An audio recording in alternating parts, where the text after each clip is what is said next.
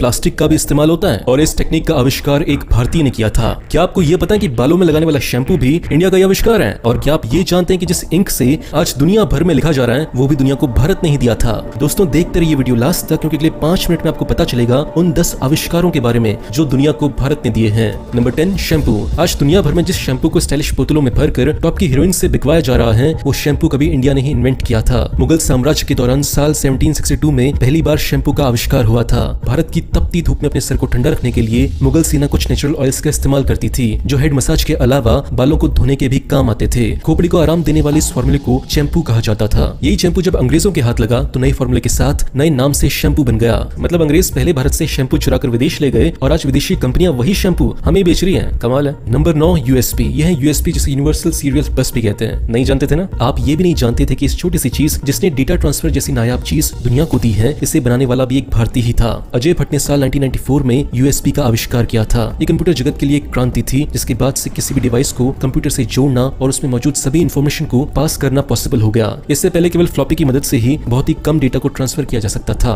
Number 8, board games. Ludo, सांप सीढ़ी और यहाँ तक कि चेस भी, ये सभी बोर्ड गेम्स इंडिया ने ही इजाद किए हैं। चेस का आविष्कार 6th सेंचुरी में गुप्ता डायनेस्टी के दौरान हुआ था। तब इसे अष्टपद कहते थे, जबकि सांप सीढ़ी का आविष्कार 13वीं सदी में हुआ था जिसे मोक्षपद कहा जाता था। चेस खेलना उस दौर में अपनी काबिलियत का परिचय देना माना जाता था। वहीं सांप सीढ़ी भाग्य का खेल समझा जाता था, जिसका जैसा भाग्य इस खेल में उसका वैसा ही रिजल्ट। अंग्रेजों द्वारा ये खेल पहले इंग्लैंड पहुंचा, इंग्लैंड से अमेरिका और अमेरिका से आज पूरी दुनिया में इन खेलों को खेला जाता है। नंबर 7, चांद में पानी की खोज। चांद पर पानी की मौजूदगी का पता सबसे पहले भारत देश ने ही लगाया था। भारत का गौरव बढ़ाने वाली इंडियन स्पेस एजेंसी इसरो ने यह कारनामा साल 2009 में किया था। अमेरिका और रशिया जैसे अंतरिक्ष माफिया देशों के बीच भारत का चंद्रयान वही मिशन था जिसने पहले ही अटेम्प्ट में चांद पर पानी की खोज कर ली थी। एक बेहद क्रांतिकारी खोज थी जिसकी वजह से आज स्पेस टेक्नोलॉजी के मामले में भारत दुनिया के टॉप 5 देशों में आता है। यही नहीं, नासा में काम करने वाले 36% साइंटिस्ट भारतीय हैं। Number 6, steel. आयरन और कार्बन को मिलाकर स्टील बनाया जा सकता है। ये कॉन्सेप्ट भी दुनिया को इंडिया ने ही दिया था। साल 1850 में जब पहली बार अंग्रेजी साइंटिस्ट हेनरी बिसेमर ने स्टील बनाने का दावा किया तो उनको पता चला कि जिस प्रोसेस के सहारे उन्होंने स्टील का निर्माण किया है वो प्रोसेस मेटलर्जी हजारों साल पहले ही भारत में अपनाया जा चुका है। भारत के कश्मीर में ऐसे कई स्टील के गोले मौजूद हैं जिनकी एज हजारों साल की है। स्टील की बॉल्स इस बात का सबूत है कि दुनिया को स्टील देने का काम भी एक भारतीय के हाथों ही हुआ था।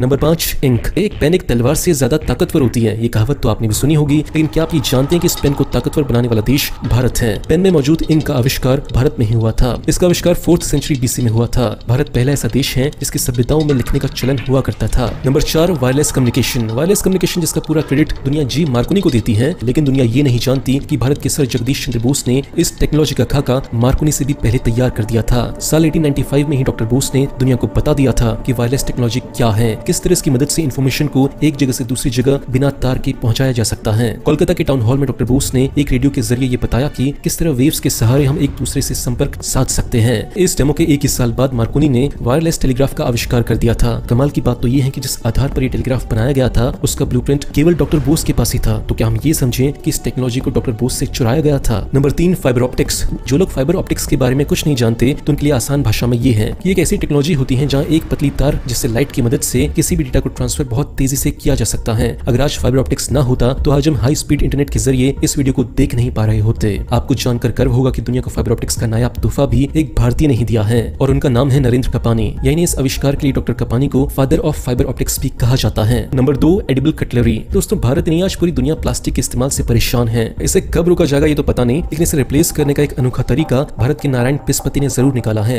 हैदराबाद के नारायण ने साल 2010 में खाने वाले ऐसे चम्मच और कांटे बनाए जिन्हें खाने के साथ साथ खुद उन्हें भी खाया जा सकता है। सही सुना आपने, ये है एडिबल कटलरी जिसे नारायण ने कई तरह के अनाज को मिलाकर बनाया है। ये भारतीय आविष्कार आज पूरी दुनिया में धूम मचा रहा है। Number 1, plastic road. प्लास्टिक को रिप्लेस नहीं, प्लास्टिक को यूज करना भी कोई किसी भारतीय से सीखे। साल 2006 भारत के मदुरै शहर में रहने वाले डॉक्टर वासुदेव ने रोड बनाने की ऐसी टेक्निक इजाद की है जिसे आज पूरी दुनिया में फॉलो किया जा रहा है। डॉक्टर ने बेकार पड़ी प्लास्टिक जिसे हम कचरा समझते हैं उसे ही काम पर लगा दिया। रोड बनाने के लिए पहले बजरी का मिक्सचर बनाया जाता था, फिर उसे फैला दिया जाता था, लेकिन डॉक्टर ने अपने एक एक्सपेरिमेंट में इसमें प्लास्टिक के टुकड़ों को भी मिला दिया। प्लास्टिक जैसे ही पिघला उसने पत्थरों को जकड़ लिया और रोड पहले के मुकाबले बहुत ज्यादा मजबूत हो गई। आज इस आविष्कार के बाद सड़क निर्माण दोगुनी मजबूती के साथ आधे पैसों में हो रहा है। दोस्तों मुझे पता है कि ये सारी बातें जानकर आपको